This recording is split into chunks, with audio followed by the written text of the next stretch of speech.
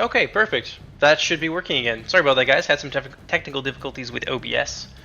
Probably because I made the mistake of upgrading to Windows 11 recently, and it's been nothing but problems since. So we're just going to rehost here, get everybody back into the chat, and should be good to go.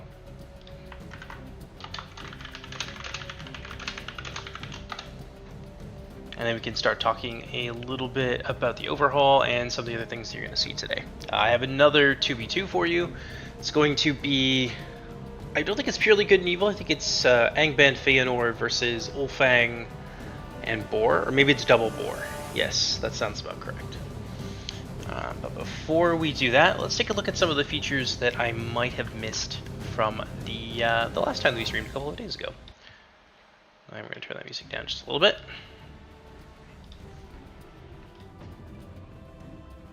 There's a few smaller things here. Mostly it's convenience. When people are going into multiplayer, we have a lot of questions about, you know, what's a pike, what's a halberd, and what's a long spear, a two-handed spear. Like, what's, you know, obviously a long spear is also a pike. So now we have a few more designations in there to let you see kind of what is what. So you'll see some extra tags in there like halberds, and I think they only have halberds. But I believe that Feanor has a two-handed spear unit, so you'll see the long spear in there, as well as the racial designations. So there's going to be lots of different, lots of little differences between your individual races. So it's going to be important, of course, to understand those so that you can use your troops effectively in your multiplayer games. So Edyne are going to have their own little racial things. Usually it makes them a little bit larger, a little bit better shield and melee defense, whereas the Noldor tend to have a bit higher armor, more shield, and because of the way that we do the system of spreading out stats, now that extra shield does sort of translate to less melee defense for some of the Noldor units, certainly those with very high shield values, not as much for the two-handed units. I think that's most of it, actually. Aside from some of the additional classifications here, like Beast, two-handed units, things with bonuses against cavalry and elephants. Generally, they're going to be very useful against units that have a Beast classification. So you can see both of these big units here have that, whereas the Trolls do not, because the Trolls are somewhat counterintuitively considered to be infantry. So this is just to give you an idea of what's powerful and what's weak against certain other counters and things like that. Let me take a quick look at the chat here, make sure everyone is able to get back in. Perfect, we're starting to have a few people trickle their way down. I'm going to start the replay in just a couple of minutes here as I go over some of the changes to Angband in particular that you're going to see at play in the replay we're going to watch today, and that'll hopefully give a few more people to jump in before we actually start that replay. So I think some of the biggest changes to Angband is there's sort of remedies for things that has been plaguing Angband, not necessarily in a bad way, but certainly from a design perspective, not in an ideal way. There's been a lot of castling with Angband, a lot of spamming of your Orcish infantry and things like that, and hiding behind these kind of endless waves of armored bodies. I'm happy to report that you can still very much do that, but a lot of the Angband infantry are going to be losing morale response.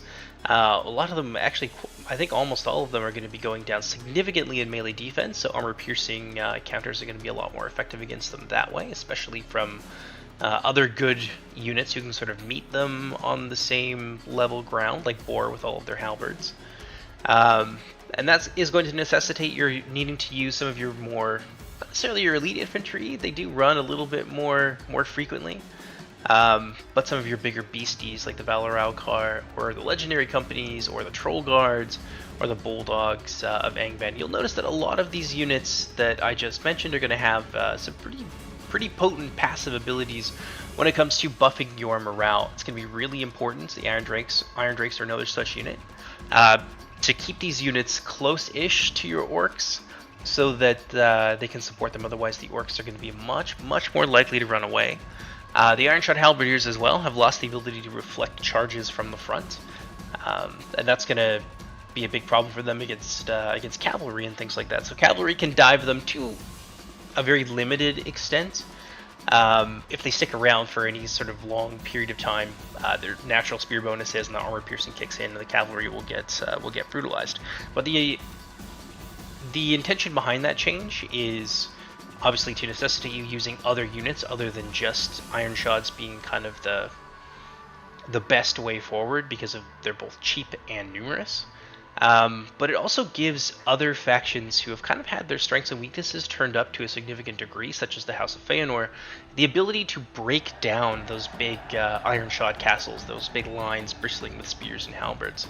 This will give them some ability to kind of push into those formations, though the Angband player does have to be a little bit more proactive when it comes to their aggression and also managing the morale.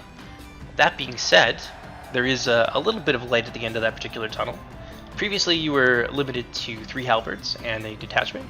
Now you are limited to 5 halberds plus the detachment, and those detachments will also buff morale and have a little bit of an improved morale response over their much more numerous cousin unit. So some good news and some bad news there for Angband. I think it makes them a lot more interesting to play. And you've got a lot of other options to kind of compensate. So you'll be able to take 2 Uruloki in multiplayer. You've also got the Mangonel. You can take 3 of them instead of, I think it was limited to maybe 1 or 2 previously. The third one does make a big difference. The Mangonel is still very random, but at the end of the day, you do get a nice little artillery that has a lot of swing potential. And you've got these improved unit sizes here, so they're going to be the exact same size as those Legionnaires. And I think the only other big change that might not be too relevant for the match you're about to see, because I don't think I brought them, is the Reavers of Unthauglith. So this little medium infantry unit. They've actually got, I think, the best morale response possible. I think they're also very hardy. I could be wrong on that.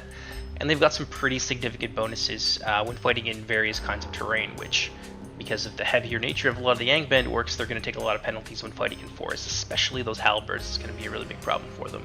So the Reavers are sort of a proactive solution to that, allowing you to use them kind of as like guerrillas and like junglers and things like that. Let's have a look at chat here, see if we've got a few people in. We certainly do. Let's go ahead and get that replay started, and then I can take some questions and stuff about. So I'm sure many people have questions about campaign and so forth. I'll load that battle replay up there. That'll be this one here. It says that there's an error, but honestly, it's not any different. That's more down to the fact that I have to run the cleaner every time that I open it. All right, let's go ahead and slow it down here to about half or so speed. We can take a look at my army. So I've brought a big chunk of iron shots today. I've got the arbalists out there as well. I've got a detachment halberd, which I didn't bother to give an armor upgrade to. Full upgrades on, I believe it's 3 or 4 units of halberds here. 1, 2, 3. So I've got 3 plus the detachment. I've also got a detachment of the Tormentors of the Iron Crown and 2 full units of the Tormentors of the Iron Crown. These are incredibly important units for fighting some of the factions that are across the field today, such as Boar and Feanor, because of that high armor-piercing damage. It's very important for grinding down those much more quality heavy front lines. And as we saw, I think from yesterday's game, the House of Boar in particular, a lot of their important units have increased in size fairly dramatically, I think by around 20-ish, 25 or so percent. So these are going to be really important units for mixing in with our front line, and the detachment is going to provide a little bit of inspiration as well. Got some Valoralkar here with their reskins. I believe that was done by Skyly. Incredibly important unit. They've actually gone up in armor. I think they got about 10 extra armor, and they will attack in a much larger area. So they're going to be incredibly important. Plus, they've got that plus 10 morale buff to nearby units in 25 meters. Extremely useful. Trollguard of Gothmog here, going to kind of complete my goon squad. I'm going to try and use them in tandem with the Balrogs or in tandem with each other whenever I can to try and fend off cavalry. But I think it's worth noting, I think they've got like a -2 or like a -4 penalty against cavalry now. So they are a little bit more vulnerable in sustained melee, but most people aren't going to leave their cavalry in there. But it is certainly an option with melee cavalry. You can kind of let them fight it out as infantry now. I think I've got a unit of bulldogs hanging out around here as well. They're probably over mixed into my line or just behind it. Yeah, I've kind of lost track of them. But the Bulldogs have gotten a little bit of a buff. They changed somewhat in that they've got Relentless now, which is great. They've got a lot higher melee defense, shield, and I think armor value as well. But they have become more expensive, and they've lost a little bit of damage as well because they're using a particular weapon type that favors melee defense and defense over damage. The Bulldogs are in there as well. I brought a massive 3 mangonels today, so you're going to see lots and lots of fireworks. Oh, there's the Bulldogs hanging out here. You can take a look at that beautiful model done by Castellan. And then at the end of the day, I've got a few extra units of the Legionnaires, which is going to be really useful. And then to round off the force, I've got 3 units, I believe, of Arbalists. Nice little crossbowmen. They haven't changed mightily. I think they might have gotten an extra pip of damage just to help them keep up with all of the extra armor. And then I've got 3 units of Wretches of Angband, low tier units. They've gotten a lot less expensive. And this is one of the units you can actually give some chevrons to and have them perform fairly well. And they're going to be really important for me in this game. Moving on over here, we have Tundra's Fox playing as the House of Feanor. I believe he's got 2 units here of the Huntsman of Thargelion. They've got a 2-handed spear. I think they've got a little bit higher mass as well, which will help them stand up to cavalry charges. And I think that's most of it. They've got some nice terrain bonuses. Strong versus cavalry, a little bit more ammunition over the heavier archers, just to give you a reason to kind of want to take them. And they've got an extra 20 men in the unit as well. Sitting at around 17 morale, they're actually quite hard to get rid of. Moving on over here, we've got some Defenders of Anglon. This is a very strange Feanor army because it doesn't really have much of a front line. I think people are really used to seeing a lot of the sword and board kind of mid-tier infantry from Feanor, and that, you know, making up most of the infantry that you have. Pair that with the defensive foot bodyguard, but not today. We're going to have 3 units here of the Defenders of Aglon, as well as an Accursed of Alqualande unit. He's got some Hunters of Celegorn. And I think we talked a little bit about the Hunters of Celegorn, but they hit like absolute trains now. They are fear-causing, so for causing mass routes, you can mix them together. The fear effect does actually stack in Medieval 2. You can stack up, I think, to -8. It's like -2 or 3 or something per unit, but you could stack it up to -8, which is extremely powerful. And you could bring them in units of up to 3, I believe. Second unit there of the Lancers. Got the Accursed of Alqualande over here, a little bit different from the regular swordsmen. For those of you unfamiliar with the Legendary Company, basically think of them as a regiment of renown. It's sort of a reshuffling of stats so that they do something different from their counterpart unit that the faction they belong to would otherwise lack. So these guys have excellent infantry killing potential, but they don't have a lot of armor, or rather melee defense, but they have exceptionally high armor values. So AP is a great counter to them, but low damage non-AP units get absolutely shredded, especially because of that relentless trait that allows them to ignore flinching. Over here we have 1 unit of the Roqueni Maglor. These are the Knights of Maglor, probably the scariest cavalry unit, I think, in the mod. At least currently. We've only got 4 factions done with the overhaul, but I think that's going to hold true once everybody comes out eventually. These guys are absolute beasts. 1 HP, but incredibly high defensive stats. They've also got a mace there, which helps them knock down heavily armored foes. I've got 1, maybe 2... Yeah, 2 units here in loose formation of the Riders of the Pass. As I mentioned yesterday, they do still take penalties against other mount types, but they have such high base damage that it's not the worst thing. They can still kind of throw down in melee reasonably well as long as they are outside of a forest. They've got a massive 9 missile damage, which can be very, very strong against medium and lightly armored foes. 1 unit here of the detachment. They're a little bit different than the detachment on live. The full-size unit has harassment javelins, which are a little bit lower damage and higher range and things like that, but these guys have hunter javelins, so particularly good for hunting down heavily armored foes, elephants, and the like, and chipping away a lot of their damage, or of their health, rather. Let's go ahead here and fast forward it just a little bit. Let me have a quick glance at chat here and see if I've missed anything. Nothing yet. That is totally fine. And across the field here, we're going to have what looks like 2 entire factions of Boar. That's going to be a pretty tough fight, actually. There's a lot of armor piercing, a lot of anti-cavalry on the other side. and both of those things in tandem together can be quite problematic for Feanor and Angband on the best of days. So let's go ahead and kick that to 6. I think I was taking forever to kind of get my army ready. There we go. So let's go ahead, slow down.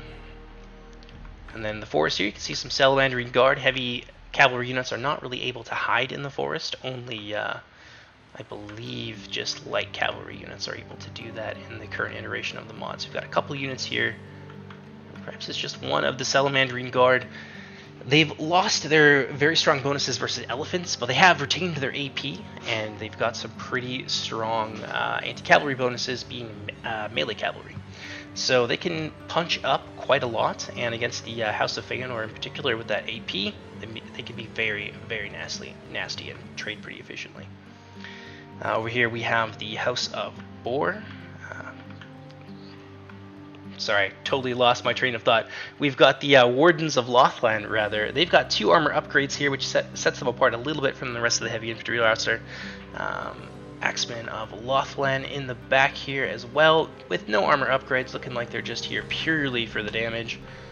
More halberdiers, and they're looking like maybe they've got 1 armor upgrade on them apiece, and they're going to be mixed in with, looks like some axemen. I personally wouldn't do that. I don't think it's worth it. They think the axemen die off a little bit too quickly. I'd probably stick the scimitars in there instead.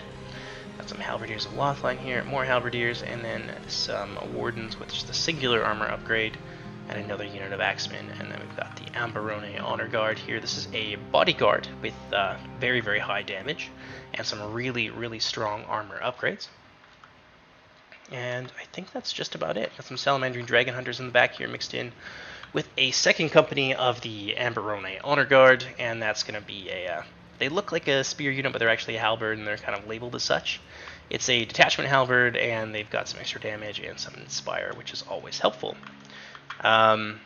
Legendary company here, it's going to be the Silver Wind. It says they're heavy cavalry. They are supposed to be medium. I have fixed that in the next version of the build that you'll see replays on. And they've got some Hunter Javelins and a very nasty charge. They're a strong hybrid unit. Over here, we're taking pot shots at Boar, just across from us. This is going to be played by Panthan of Barsoom. He's got a pretty standard loadout here. Got more axemen on the front line. Personally, wouldn't do it. I think people will realize that eventually. More axemen, more halberdiers, very, very similar to his ally just across the way.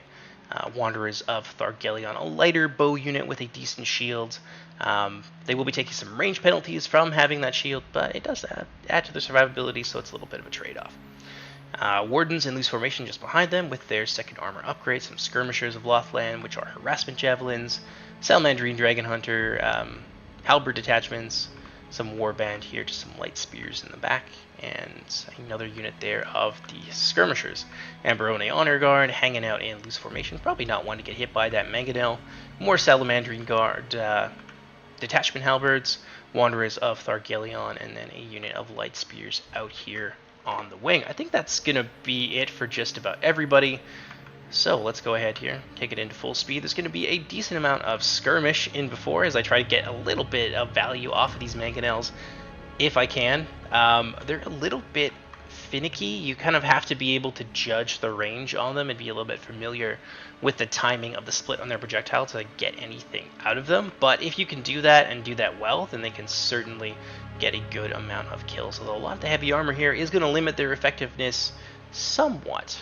But they do have some additional uses, and I think there's 1 or 2 really juicy hits that those mangonels managed to pull off. Looks like Panthan not going to wait around for me to get my act together with the mangonel and properly scope out the range on them. He's just going to bring the fight straight to me. That is a lot of heavy infantry and a lot of really strong quality as well, and I don't think we noticed them. Actually, he's got 2 units here of the Hunters of Lothland detachment, which is a half-strength unit, but they actually have Hunter Javelins, so they're very scary against my Balrogs, a great pick from him, and then I think 2 units here of the Salamandrine Guard. So in response, I'm going to start moving my my wretches and things like that, and because I don't have any mobility, and in the overhaul mobility can be very, very strong, usually quite expensive, but they're absolutely game-changing units. I'm not really going to have too much of a choice here except to box it up and circle the wagons and hope that I can weather that storm.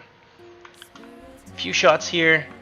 They're not really bursting, it's just kind of hitting them before the burst happens, which does have a little bit of AP and like fiery damage to it. So it will get a handful of kills, but it's mostly on the light infantry. Those mangonels are being pretty limited in their effectiveness. So I'm actually going to move them off here. I'm going to move them a little bit farther up the hill and scope them onto the house of Boar over on the other side. Some nasty, nasty charges and some big aggression here coming in from Tundra's Fox. I don't think he wants to get too close to the Salamandrian Guard, actually. I thought this was a Lancer unit. I thought he was just going to go for it. But he definitely doesn't want to do that facing against Captain Gervais's army. He's got a lot of spears, a lot of halberds, a lot of ways to zone out frontal charges from the cavalry. And unlike the Angband halberds, those are the real deal. They will reflect that charge damage. A little bit of potentially friendly fire here. Whoopsie daisy as that fire rains from the sky. I don't think it actually killed anybody. But I have obviously shifted my focus onto this big mass of blocked up Boar units. Silverwind pushing forward a little bit. Huntsman of Thargelion, at least giving them something of a something of a barrier, a little bit of a reprieve here that they can skirt back and forth in between and try to avoid any frontal engagements with that Boar cavalry. That's going to be a big problem for them. Tundra very wisely repositioning there. Those poor Huntsmen of Thargelion almost got smoked by some of my my mangonel fire, unfortunately. So I see that that's a problem, and I'm gonna, I think, go after some other units here and try and get that range right and get a little bit of payoff there. Some aggression here from Captain Gervais. He sees an opportunity to push these Huntsmen of Thargelion out of position, and Tundra doesn't really have a ton of infantry options. Not really anything to throw in front of them, so he's going to have no option here but to try and get away, but unfortunately they got caught mid-animation, so they will get tagged by that light spear unit. There are some heavy swordsmen there to make up the difference and stop those units from being able to charge through them, but they won't be able, unfortunately, to get them all. Amberoni Honor Guard now squaring off against the defenders of Anglon. Pretty scary situation here for these Feanor swordsmen. They've got great damage, great defensive stats, but not a ton of armor piercing, and there's a lot of units here that quite heavily outnumber them, and they've only got 4 units of those heavy swordsmen to throw around. So it looks like trying to take advantage here of some of these units being stripped of their defensive meat shields, and it's looking like a really tough fight here for the Sons of Feanor. I think they managed to... Nope, those defenders of Agalon are basically just going to sit there and carve up those infantry. They're doing great at it, but even with the support of those Hunters of Kelegorm here, they are severely outnumbered. Now some of that Boar cavalry is being brought up, and the Hunters of Kelegorm are going to have to be very cagey about how they choose to engage. The Panthan here bringing in some of his own infantry to basically cut me off from my allies. So now there's like a small wall here separating the two of us. And the general engagement has gone down over here, and my Angband units they're actually doing pretty well. There's a lot of armor piercing. It's very much a frontline composition that is geared towards fighting these heavy units. That being said, Boar does have a lot of quality, and they will be able to kind of stick in the fight with that high morale. Mostly they're shaken here because of the presence of these projectiles. They do a significant amount of damage to morale specifically. Not going to do a lot of damage, however, to my heavily armored units. And over here looks like I was trying to dive maybe some of these Wretches of Angband. I'm going to countercharge here and push those Silverwind out. They're a very scary unit with exceptionally high MD that's quite hard for my non-troll and non-Balrog units to cut through. So if I can have any opportunity to inflict serious attrition on these guys, I'm definitely going to take it. I think I got maybe 5 or 6 cavalry there off that charge, but the Troll Guard need to get out of there before those javelins start flying. They can do quite a lot of damage. So the Hunters of Lothland moving in. I was very careful with how I deployed my my Balrogs, because 1 or 2 volleys from these guys would be enough to kill them, and then I'm out 1,500 gold and probably one of my most killy units in my entire army. And I got a few more dives here from those cavalry, and they're actually going to manage to make it through because of the loose formation. I can't allow those guys to give chase, and he's going to catch my bodyguard out here. which is a very, very dangerous position for Angband to be in. If my general were to go down, it would basically be all over but the cry, and these guys would rout, I think, almost immediately. But seeing a little opportunity here, I've got some Arbalists who I think are holding ground and firing at the Silver Wind. I'm going to charge the Trolls in there and try and body block them in with the Bulldogs as well. They're going to be able to slip through that net, unfortunately, and where I was winning on the front line, my hopes and dreams are going to just be absolutely shattered here as they charge into the rear of those units. And I think the Halberdiers basically rout on contact along with those Tormentors. Not sure if that was my detachment, but that could be very, very bad for me, and that's going to allow a unit or two here of that Boar Infantry to try and push their way through. Throwing in my Balrogs to maybe try and stabilize the situation, but I want to keep them well away from those Halberds. Ironshot Arbalists here. Going to try and get them out. I'm going to take my Mangonel crews and throw them down the hill, use them as reserves here to try and body block and fill up this big gap here in my front line. Now, it's going a little bit better for me over here. You can see that I am starting to win. Some of that cavalry, again, being pushed into a fight with my wretches, but they're actually going to take really steady casualties here. Salamandrine Guard, heavy armor, they ain't no joke in melee. This is a pretty desperate situation, because if I've got all that Salamandrine Guard in my back lines, things are going to go very, very, very badly for me.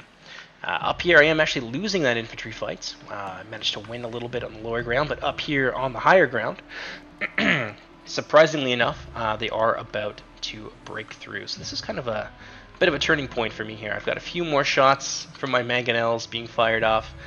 I think I got one really nasty hit right over in here somewhere. Yes, there it is. I think I killed about 120 guys. Unfortunately, we weren't able to see it, but I killed about 120 of that Boar Heavy Infantry. Absolutely nuked them. Blew up in exactly the right spot. So that's sort of the swing power of the Mangonel there, because they've just completely mauled two units of pretty important Boar Heavy Infantry. Feanor is doing their best, despite the fact that they are hideously outnumbered in infantry. You can see those bowmen moving around here trying to get some decent shots.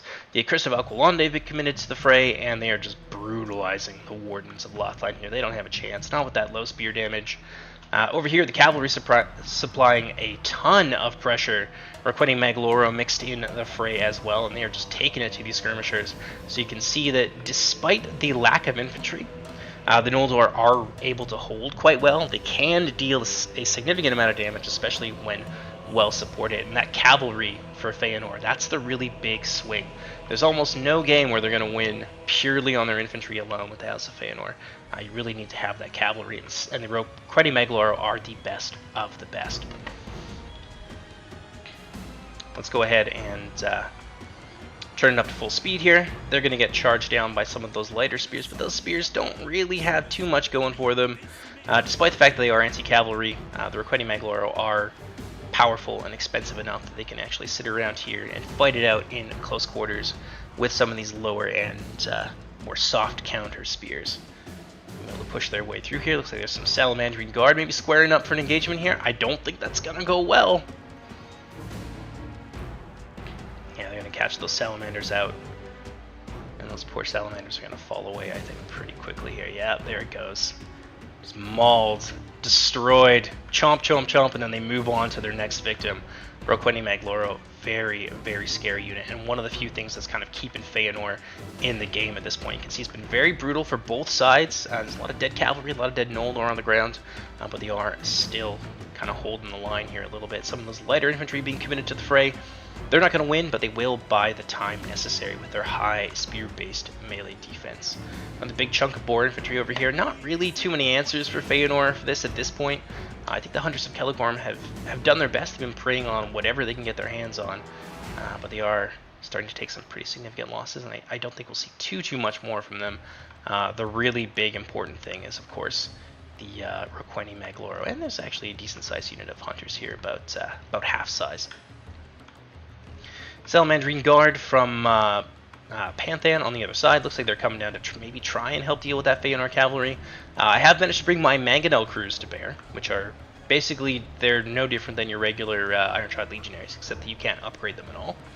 And they're just here kind of meat shielding a little bit. So we have managed to stabilize the situation and are slowly but surely beginning to swing things back in our favor with the use of some of our monsters. You can see the trolls and the balrogs there engaged in really heavy close quarters fighting. But nonetheless, Boar is actually holding on. Now, I don't know if you've had a chance to look at my composition here, but basically all of my halberds and all of my macemen are dead. I'm down to mangonel crews, wretches with their chevrons, a few bulldogs, and of course my my big scary beasties. Oh dear, there goes the Fëanor general. We'll go ahead and take a look at what's going on over there. But you can see, even with that, having those monsters, that's what really matters when you're playing as Angband in the new overhaul. As long as you're able to keep them away from some of the harder counters, like all of these halberdiers and Salamandry dragon hunters over here, who will destroy them in a matter of moments. As long as you're able to do that, then and preserve those units into the later game, then you can potentially swing bad situations back in your favor. Over here, got a full unit of Troll Guard. Trying to do my best here to maybe route some of these lighter units. They don't have the same morale response as your basic Boar infantry, so it shouldn't be too much of an issue to send them running. And I've still got, I think, a few arbalists with ammunition and some other wretches here in the back. There have been some cavalry attacks into my rear. I did manage to stave them off, and I think Panthan has just pulled them out. Pardon me, and he's using them to try and support his ally and bring more reinforcements to bear. So it looks like Fëanor has basically been defeated, and there's a lot, and I mean a lot, of Boar infantry here that are slowly but surely making their way up that hill. Now the Roqueni getting in there against the dragon hunters, managing to basically catch them in an animation loop, and they're going to be able to cut them down pretty efficiently. They have lost a few more models there to the AP of the Salamandrine Guard. I think I called them Dragon Hunters now. It's the Salamandrine Guard. Now that Boar unit hastening as quickly as they can to try and help their ally, but at the same time, I've managed to isolate the last pocket of Panthan's House of Boar. We're going to start to see some routing here. And that big old blob of halberds is basically going to disappear. Be able to send them packing. I think he's going to have a few units that sort of escape the slaughter. Yeah, you see some axemen over there, a few warband and things like that. But by and large, we have managed to destroy most of his army. I'm desperately trying to deal with the last pockets here on the low ground, and then reform my army and meet the advance of Rex. And I've managed to do that a little bit. I think I got 2 of my mangonel crews here, maybe just one of them. Mangonel crews and what looks to be some yeah, just 2 mangonel crews actually. I don't think I have any of my my arbalists in there just yet. Throw a few units up in here. Kind of important that I didn't really plan this, but the little mangonels here will actually disrupt any formations and sort of make their make it a lot harder for Boar to fight in the formations that really make them strong as a faction. So this is a great place for some of the weaker troops like the arbalists to be. We're also going to be fighting uphill in the forest here, which is not going to do well for most of the Boar heavy infantry, who are going to take some pretty significant penalties in this kind of terrain. So I'm going to move forward and try and keep them on those tiles so that they can take those big penalties and also make them fight uphill as much as I'm able to. So we have reformed the line here a little bit, but it's mostly trash chaff. What's left from Boar can, with time, smack their way through all of these units. So the wretches are going to be very important because they are light infantry. So again, those terrain bonuses coming into effect here in the woods, and they've got a really strong morale buff from the chevrons that I gave them earlier.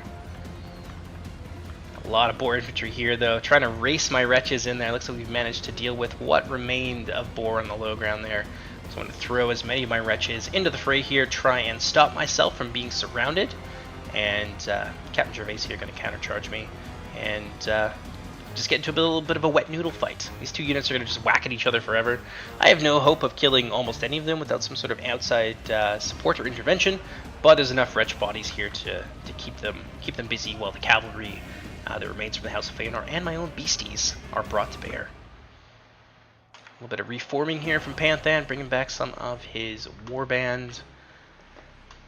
I think that's more or less it. There's maybe a few units here of hunters. I think they might be a detachment, so they probably have... No, actually they're just the regular one. They would have detachment in the name. So they just have the regular harassment javelins. Not going to be super great against heavy armor, but I don't really have a whole lot of heavy armor left, and they'll do just fine against these wretches here and thin them out. throwing the Balrogs in there to try and even the fight and maybe take down a few of these spearmen, but Rex is going to be on top of it, push in some of those halberdiers, and make sure that my Balrogs are going to need to get out of there as quickly as possible. Just keep them zoned out and bring these really strong halberd units to bear against my poor wretches who are just having a hell of a time trying to hold things back. See a little bit of potential routing here as these units get very tired very quickly. Even with those terrain penalties, those heavy infantry are slowly but surely whacking their way through. Feanor really is going to be all the difference here, as well as my Troll Guard. Got some Salamandry Dragon Hunters pushing their way into here, but you can see, yeah, these annoying Megadel engines are actually going to disrupt them a little bit of that formation, stop them from being able to fight as one unit, unified and cohesive force. Yeah, it's a pretty brutal slog here. Some Feanor cavalry getting scythed down as they try to take on some of these boar units. Trying to cause some sort of rout here, hopefully get the boar general. Some of these halberdiers are on the verge of routing. What we really need is a good charge from the Roqueni Magloro, and I think they just cleaned out some of those light spearmen. I asked Thunder to clean up my back line, and he very graciously obliged. And that's going to keep the rest of us safe. And if you look here, it's actually pretty damn close.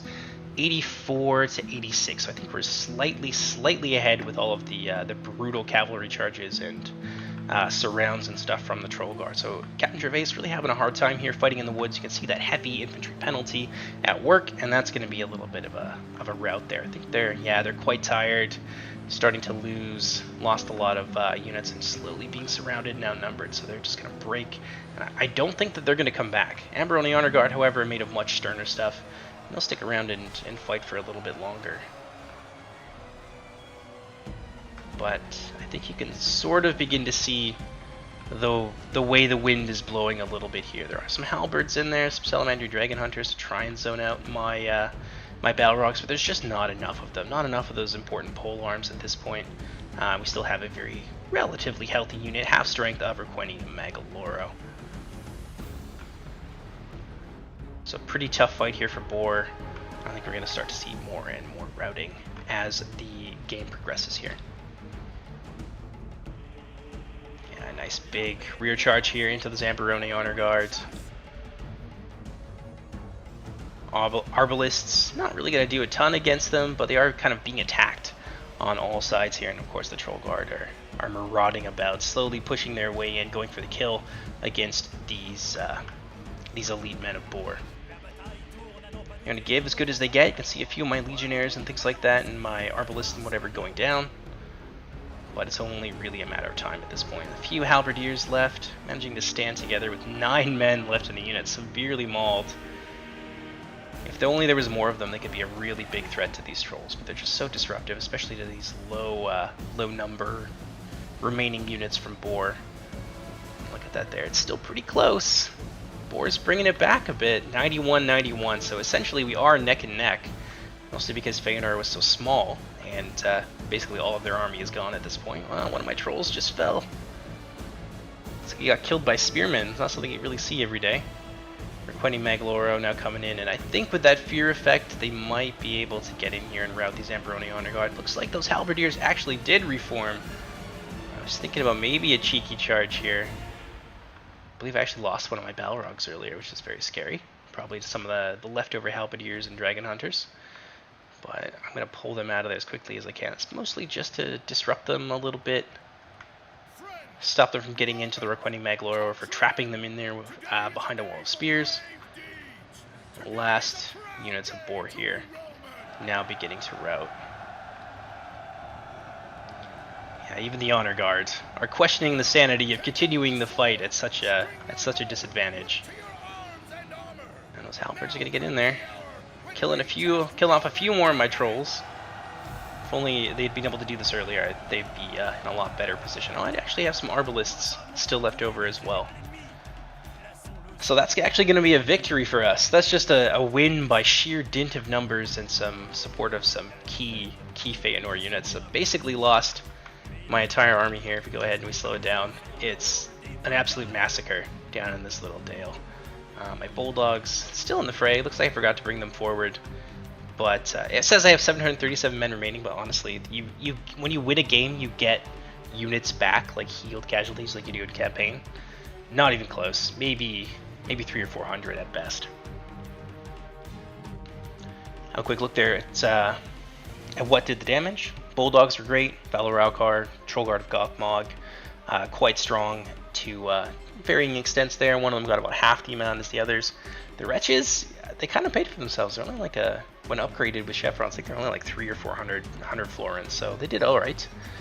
They were mostly fighting heavy infantry as light infantry in the woods, with the heavy infantry being quite hard put to it. Tormentors did really well in that frontline engagement. That's exactly what they were there to do. The Halberdiers, though, they had like the ideal engagement, and they really didn't do a whole lot. They sort of just acted as meat shields, I guess, for the Tormentors, which is, I think you'll start to see this be relatively typical. I don't think you'll see your Halberdiers just get this, 600-700 kills or whatever it was that they used to get when they were in these big grindy engagements.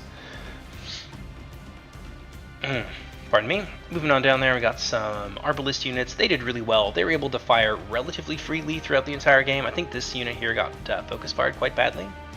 And then the Ironshot Legionaries. I don't know how they got those amount of kills, but again, they were fresh, and they had some pretty good engagements fighting on a hill against tired troops, or fighting in the forest against tired troops and things like that. So fatigue penalties do start to stack up, and that quality advantage does dissipate somewhat over the course of the game. Let's go ahead and take a look at the chat here. Excited to see how many kills those mangonels ended up getting. It's a little bit skewed by the fact that they were fighting in close quarters for so long, but I think there's one unit there that easily ended up with. It's probably these guys here who ended up with a huge amount of kills from that big shot that unfortunately I wasn't able to show you guys, but at least not in real time, but I did show the aftermath, and it was pretty strong.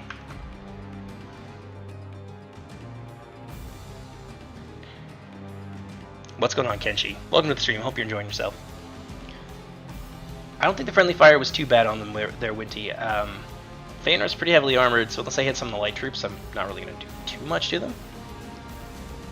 I'm sure they'd break from the troll charge if they held firm long enough. Yeah, they're actually quite good in CQB. They've got really strong melee defense, and the trolls, of course, take penalties against cavalry units now. So yeah, a straight up fight with the trolls is not too bad. That would be really nice to know. But I think that's gonna do. Well, I hope you guys have enjoyed the stream today. It's gonna be, I think, a little bit shorter maybe than our last one. Not quite as many questions and things like that about campaign and so forth today.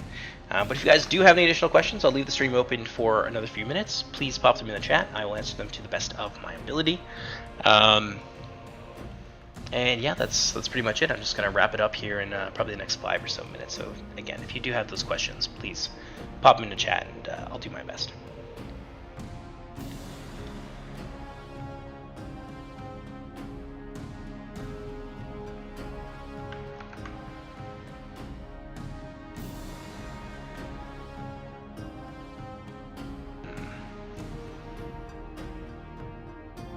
Yeah, I'm going to take this as a sign that we're probably not going to get too many more questions vis-a-vis campaign, vis-a-vis the overhaul. So I will go ahead and wrap it up there. I think the next replays, you're going to see some new factions, because I am working on an update to our current test build. So that's going to fix some of the bugs I've talked about over the last couple of streams and things like that. But it's also going to add, I believe we had a vote, and everyone voted on Assyriand and Nandan Gortheb. So you're going to see another evil faction and another good faction, both with very different playstyles from the rest of the heavy infantry cavalry factions that we've shown so far, but also sort of mirror each other in an interesting way. Quick campaign thing. What is the plan for alliances between factions at the start? I think I answered that one yesterday. The idea is to leave it open so that you can play, as a total war campaign, as a little bit of a sandbox. But there is plans for a script to give you the option, if you so choose, to basically force ally all of the good and the evil factions. But obviously that'll have a really big impact on your experience, on the challenge of your campaign, and the different routes and such that you can go with your own gameplay as you kind of navigate through those 300-400 turns, because they'll be very long campaigns. So giving yourself, the option to do things however you please is probably a pretty good idea. I think we're doing it. It's either 12 or 8-month seasons. I think it might be 12-month seasons. So basically 12 turns equals 1 year in game time. And that will have some implications for terrain and also a lot of like scripted penalties and things like that as you fight outside of your traditional warring season. So your games will be really long. You will have the option if you want to, but I personally wouldn't, because I think it would be boring.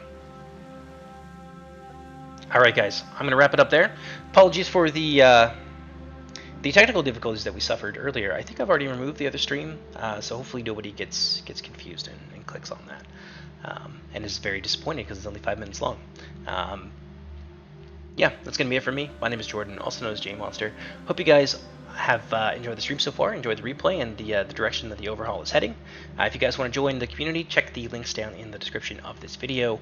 You'll find the link for our Discord and basically everything else you'd want to know with like our mod DB and